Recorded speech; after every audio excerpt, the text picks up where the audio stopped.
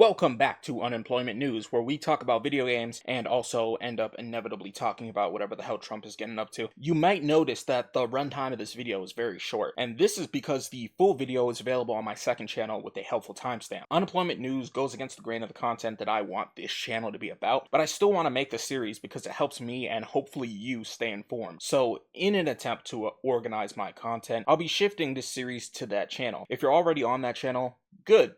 If you're not, that's fine. I don't really care, but I can't say the same for Larry. President Trump is our commander-in-chief, but he's also a businessman. Some may call the blatant conning of the very same voters who put him in office morally reprehensible. I call it business. Anyways, Trump is showing us he's still got it with his next big pitch, T1 Trump phone. I do want to preface this by saying that Trump is old as shit. He most likely told one of his managers or something to make a Trump phone, and this is what they cooked up, and since he doesn't really know anything about tech, he was just like, yeah, ship it. Never attribute to malice what can be explained by ignorance. Surely every single Trump phone is topped off with only the top-of-the-line internals, ensuring consistency while running very intensive apps like Twitter and Truth Social maybe? Nah. Okay, to be completely fair, the T1's internals aren't all that terrible, and by not terrible, I'm saying that in the same way as somebody would describe a fender bender as not that bad. 12 gigabytes of RAM, 512 gigabytes of storage. We've got 15 million cameras on the back, just like with iPhones, because yeah, we're still doing that in 2025. That reminds me of that one time Samsung one-upped Apple with a new camera that used IR, but they had to recall it because it made certain types of plastic and cloth see-through. You can probably put together why that might be a problem. That was pretty much all it was good for too. It was calibrated specifically for that purpose. Only the Japanese, I swear. Anyways, back to the T1 Trump phone, and it's time to play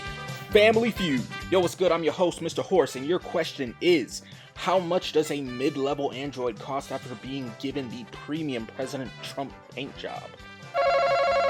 Adrian, it can't cost any more than $350, maybe $400, right? I mean, you never know. Surely Mr. President would never try to rip us off, right? Survey says, you've gotta be fucking kidding me, bro. I'd be willing to give this phone the benefit of the doubt if it was pretty high-end or an original design in any way, but this phone is basically just a pre-existing Android model. Specifically, it bears a striking resemblance to the BUNGIE Note 58, which is, ironically, a Chinese phone, unless the covering is made of solid gold, which is a terrible idea for a phone case because gold is heavy and relatively soft. Then this phone should cost like $450 tops. Now, they're also starting a new cell service plan, but they aren't really because it's basically just T-Mobile. Like, if you have a Cricket wireless phone, it's using the same cell towers as AT&T. It's the same thing. So anyone who wants to get the authentic Trump phone experience, just buy this phone off of Amazon. It's cheaper, and it supports the glorious CCP. And I think I speak for everyone when I say that we will all be beating anyone who buys this phone to death. The white women with the colored hair will be beating you to death for owning something with the word Trump on it, and nerds like me will be beating you for purchasing something that's a blatant waste of money. Buying overpriced tech